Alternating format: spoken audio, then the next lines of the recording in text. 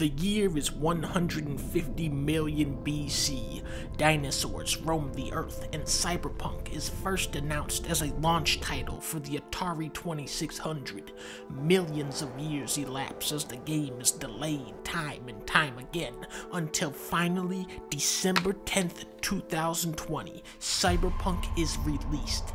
And the game still isn't finished. Playing Cyberpunk right now is like playing an early alpha version of a game that is years from completion. This is like pre-early access. Sony is actually issuing refunds for this game and has taken it down from the PlayStation Store. That is insane. I don't think I've ever seen that happen to a big name release like this. More and more big titles like this are being released in an unfinished state, and it's gotten to the point where gamers are so conditioned to glitches and bugs they don't even notice them anymore. So when I actually hear people that aren't me noticing bugs and glitches, I think, oh shit. This game is fucking broken. That being said, the glitches are very funny.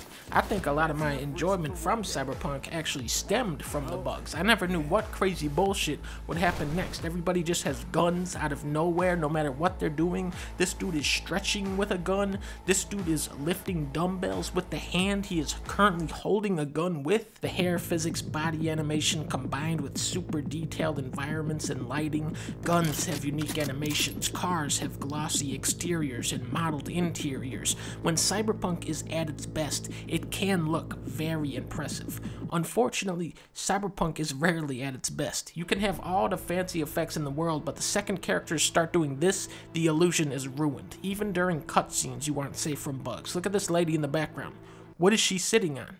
Now she's drinking nothing. This woman was getting a surgery done on her, then I walked into the room and this happened. Once NPCs get spooked by something, they are permanently scared for the rest of the game. Character animations range from super realistic to embarrassingly bad. Every time someone gets in and out of a car, it looks like this. I had one mission where the time of day would just instantly change back and forth, and then you have all of the performance issues. From what I understand, playing Cyberpunk on a PS4 is like this.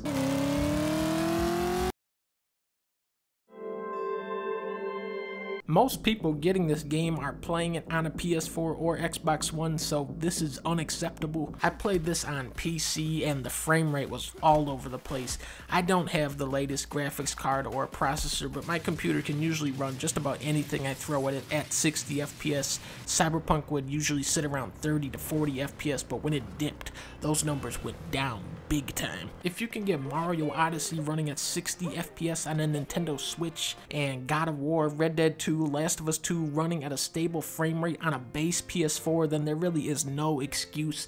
These are state-of-the-art games, but according to video game marketing, every hyped up game is state-of-the-art, right? Cyberpunk is just straight up a very poorly optimized game right now. Let's talk about driving. The driving is like, it's about that good. I've seen some truly psychotic claims that the driving in this is on par with Grand Theft Auto 5. The people saying this should seek medical attention because something has happened to their brains. Your car will come to a complete stop from hitting a tiny curb and then also ram through a boulder in a car like nothing. But I mean, still better than Death Stranding driving.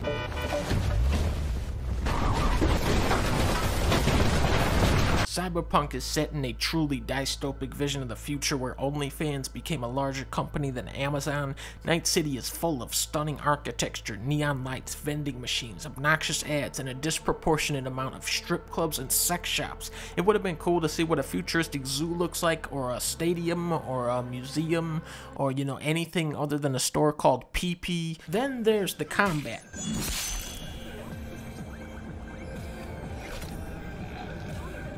The wonky gameplay nearly collapses under the frame rate drops and bugs. Mostly my dude would just walk around one-shotting everyone with a shotgun while sucking down inhaler juice. Enemies don't understand how to respond to you going past their cover spot. The hand-to-hand combat is possibly the worst ever in a video game. Every time you die, it's to a landmine that one-shots you. The combat music never stops blaring over everything, even after everyone has been dead for 2 hours. One time it even started playing the same song twice, overlapping itself. You'll shoot an enemy and they'll just get stuck on the terrain. This happened to me like 20 times. I'm right here. Come on! This dude tried to spawn in an elevator but failed miserably. Some enemies can do this, and I think that's the game functioning as intended. There are stealth options and watchdogs hacking to keep things fresh, but sometimes enemies will spot you through a wall or object because they feel like it. It's all so blatantly broken, but I mean, you know, still better than Death Stranding. I like driving through here. It's nice. You know what? You're right. It is nice out here. Never been out this way? No, I have. Just never noticed. Never had time to just sit down and watch. Cities slip through my... Then we got the story, which is the strongest element of the game, but also the part of the game that can't be patched or fixed. Even though you have a strong premise here, the story itself is very plot driven. A lot of the dialogue is, we're gonna go here, we're gonna hack this computer, we're gonna talk to this guy, and this is how the microchip works, and this is how brain dances work, and this is how you write a program. CD Projekt Red, and I want this guy to hear this too. Nobody gives a rat's fucking ass about the minute details of fictional technology. That should not be the focal point of dialogue in your game. That should be information found like in a log file that's hidden under a bed somewhere. The story can also feel very disjointed at times. I picked the corpo path where you are a career worker who gets wrapped up in some disturbing corporate espionage.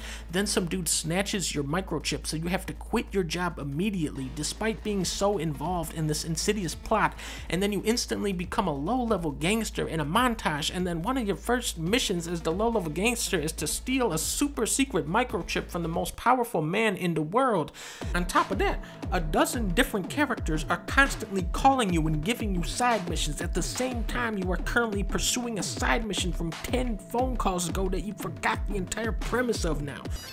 Hey, it's Rachel. Attention all NCPD subcars. Suspected organized crime activity reported at the bottom of your some construction. All of the most powerful moments of Cyberpunk happen when you can finally shut out the white noise and the barrage of bullshit information and actually focus on what's happening in front of you. But another thing that worries me about this game is how many of these great moments will players miss, and how many did I miss? The minimap makes almost no distinction between the higher quality narrative driven side quest and the Ubisoft tier copy and paste filler. I wouldn't be surprised if most people ended up completely missing out on my favorite questline in the game about the sentient soda machine because he's tucked away in a little corner. Likewise, the ending that I got, which was in my opinion the most satisfying one in the game, Steam says only 1% of people actually got that ending. I realize this is a very negative and critical video, but I actually did enjoy this game. Cyberpunk 2077 is carried by actors and animators, and it's refreshing to absorb those details in first person. I went into this thinking Keanu Reeves would be in here for like an hour, but no, he is one of the main characters, and it makes the game that much better. Jackie, Skippy, Evelyn, Flaming Crotchman, Victor, Brendan, Judy, Pan Am, Rick Ross, Delamain, Goro, Hideo Kojima, and of course Johnny Silverhand. These characters have more personality and soul than anyone from these games, and for that reason I'd say this is one of the better open world games I've played. I would put it right about here. So yeah, that's what I think about Cyberpunk. Oh shit, I forgot about Minecraft Saturday.